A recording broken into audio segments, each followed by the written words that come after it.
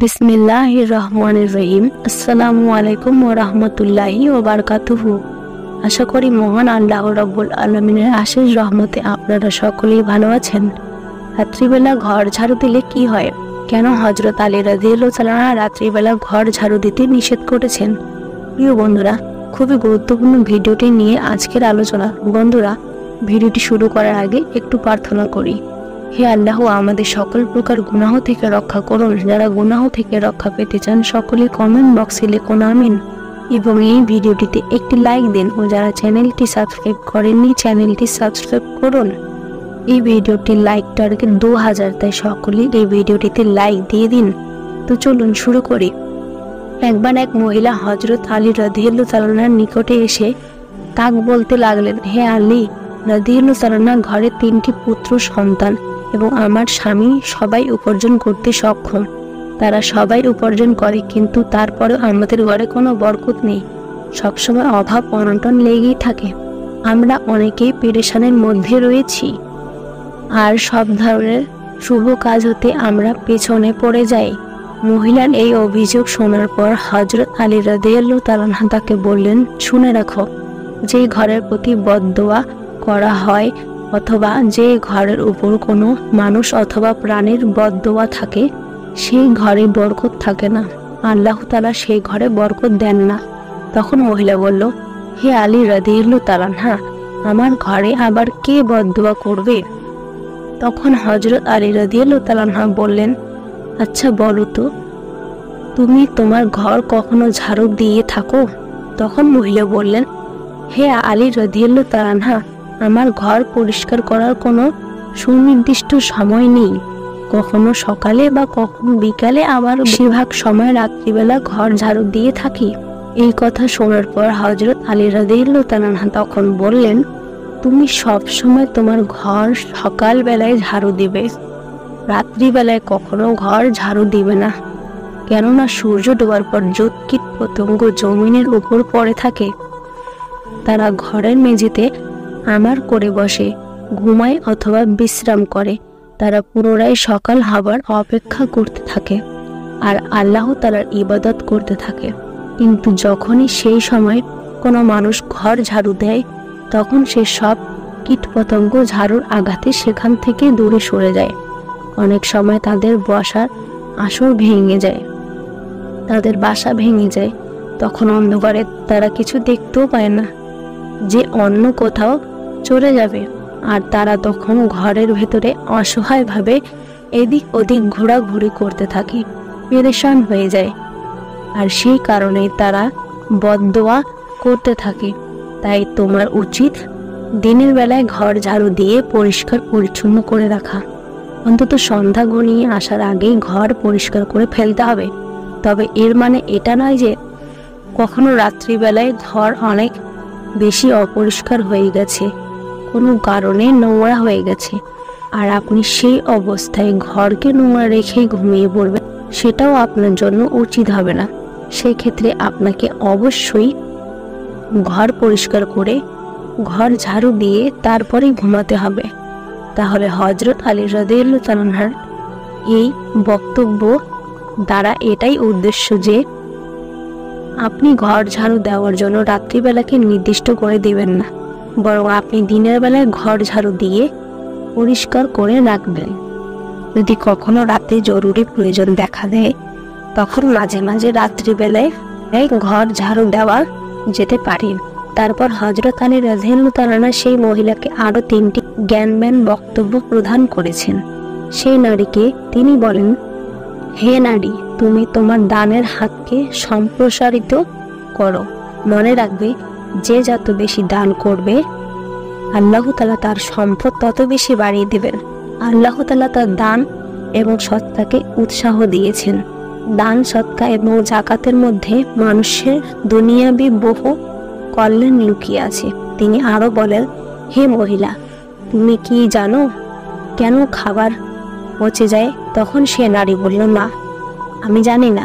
তখন হযরত আলী রাদিয়াল্লাহু তাআলা সেই মহিলাকে বললেন, আল্লাহ রাব্বুল আলামিন খাবারের মধ্যে এক ধরনের পোকা সৃষ্টি করে দিয়েছেন, যাকে আধুনিক বিজ্ঞান ব্যাকটেরিয়া বলে থাকে। আর এই ব্যাকটেরিয়ার কারণে একটা নির্দিষ্ট সময় পর খাবার পচে যায়। আল্লাহ তাআলা যদি এমন ব্যবস্থা না করতেন, তাহলে মানুষ খাবারকে স্বর্ণের মতো বছরের পর বছর জমা করে রেখে দিত, আর তখন গরিব মানুষ না খেয়ে কষ্ট পেত। আল্লাহ তাআলা খাবারের মধ্যে ব্যাকটেরিয়া সৃষ্টি করে দিয়েছেন বলেই নির্দিষ্ট সময়ের মধ্যে খাবার পচে যায়। তাই হয় খাবার আপনাকে খেয়ে ফেলতে হবে, আর না হয় অন্য কোনো অভাবীকে সেই খাবার দিতে হবে। সুবহানাল্লাহ। তারপর হযরত আলী রাদিয়াল্লাহু তাআলা আনহু সেই মহিলাকে বললেন, তুমি কি জানো মৃত ব্যক্তির শরীর কেন পচে দুর্গন্ধ বের হয়? কেন আল্লাহ রাব্বুল আলামিন মানুষের মৃত শরীর পচে তা থেকে দুর্গন্ধ বের হওয়ার ব্যবস্থা করে দিয়েছেন? কারণ এমনটা যদি আল্লাহ তাআলা না করতেন, তাহলে মানুষ কেউ কাউকে কবর দিতে চাইতো না। তারা তাদের প্রিয় মানুষ আপনজনদের মৃত শরীর বছরের পর বছর নিজের কাছে রেখে দিত। এমনটা আগের যুগে মিশরীয়দের ক্ষেত্রে দেখা যেত। তারা মৃতদেহকে মমি বানিয়ে বছরের পর বছর সংরক্ষণ করত। প্রিয় দর্শক, মনে রাখবেন, পৃথিবীর প্রত্যেকটি আপদ দৃষ্টিতে অপছন্দনীয় কাজের ভেতরে আল্লাহ রাব্বুল আলামিন কোনো না কোনো হিকমত লুকিয়ে রয়েছে। যেমন ধরুন, আপনার উপর কোনো বিপদ মুসিবত এসে পড়ল, আর আপনি তখন পেরেশান হয়ে গেলেন, কষ্ট পান, আর হ্যাঁ, হতাশ করতে থাকেন। কিন্তু আপনি কি জানেন এই বিপদ, এই মুসিবত আপনাকে বাঁচিয়ে রাখছে? সেটা কিভাবে? মহান আল্লাহ পাক রব্বুল আলামিন মানুষের মধ্যে অনেক বিপদ মুসিবত দান করে থাকেন।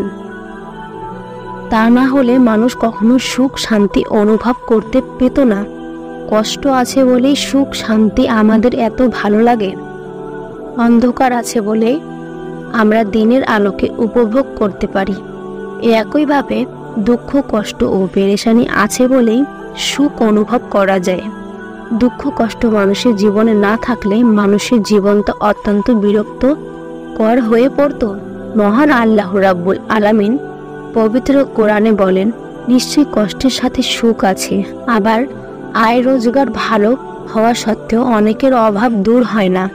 মূলত কিছু গুনাহে লেগে থাকা ও শুকরিয়া না থাকার কারণে সম্পদের বরকত নষ্ট হয়ে যায়। জীবনের প্রতিটি ক্ষেত্রে বরকতের প্রয়োজনীয়তা অপরিসীম। কোনো জিনিসে আল্লাহর কল্যাণ নিহিত থাকাকে এক কথায় বরকত বলা হয়। নিচে সম্পদের বরকত কমে যাওয়ার কারণগুলো তুলে ধরা হলো। শুকরিয়া আদায় না করা। মহান আল্লাহর নিয়ামতের শুকরিয়া আদায় না করলে বরকত ও কল্যাণ লাভ করা যায় না। উপরন্ত শাস্তির হুঁশিয়ারি রয়েছে। আল্লাহ বলেন, যদি তোমরা কৃতজ্ঞতা স্বীকার করো, তাহলে আমি অবশ্যই তোমাদের বেশি বেশি করে দেব। আর যদি অকৃতজ্ঞ হও, তাহলে মনে রেখো, নিশ্চয়ই আমার শাস্তি অত্যন্ত কঠোর। পাপাচারের কারণে যেমন আজব গজব নাজিল হয়, তেমনি জীবিকার বরকত দূরীভূত হয়ে যায়।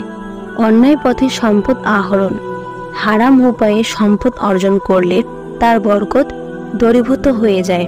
রাসূল সাল্লাল্লাহু আলাইহি সাল্লাম বলেন, যে ব্যক্তি সঙ্গত পন্থায় সম্পদ অর্জন করে তাকে বরকত দান করা হয়, আর যে ব্যক্তি অসঙ্গত পন্থায় সম্পদ অর্জন করে সে এমন ব্যক্তির মতো যে আহার করে কিন্তু তৃপ্ত হয় না।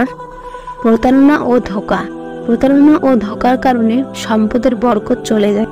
অধিক কসম খাওয়া, প্রয়োজনে বা অপ্রয়োজনে অধিক কসম খাওয়া উচিত নয়, এটি বরকত ধ্বংস করে। সুদের আদান প্রদান, সম্পদ বৃদ্ধির লক্ষ্যে মানুষ সুদ গ্রহণ করে, অথচ সুদের আদান প্রদানে জীবিকার বরকত দূর হয়ে যায়। আল্লাহ বলেন, আল্লাহ সুদকে নিঃশেষ করেন ও সত্যে প্রবৃদ্ধি দান করেন।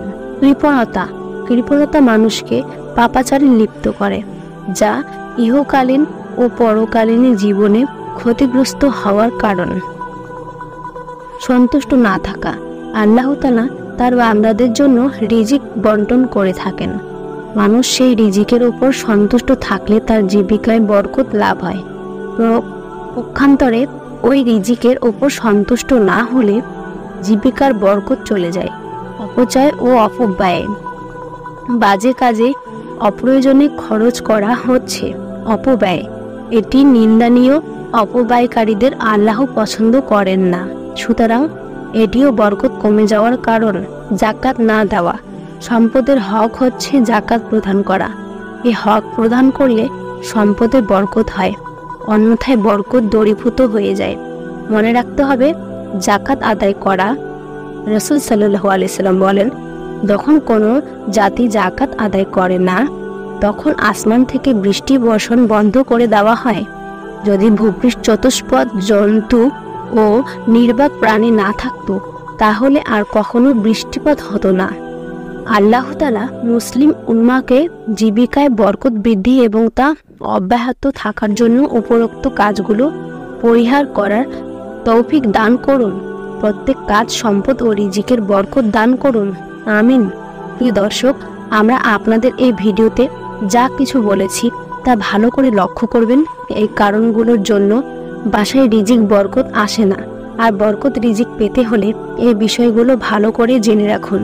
তো বন্ধুরা, এই ছিল আমাদের আজকে এই ভিডিওটি ভালো লাগলে অবশ্যই লাইক, কমেন্ট ও সাবস্ক্রাইব করবেন। এবং ভিডিওটির বিষয়ে আপনার যদি কোনো মতামত থাকে তাহলে অবশ্যই কমেন্ট করে জানাবেন। দেখা হচ্ছে পরবর্তী ভিডিওতে। আল্লাহ হাফেজ।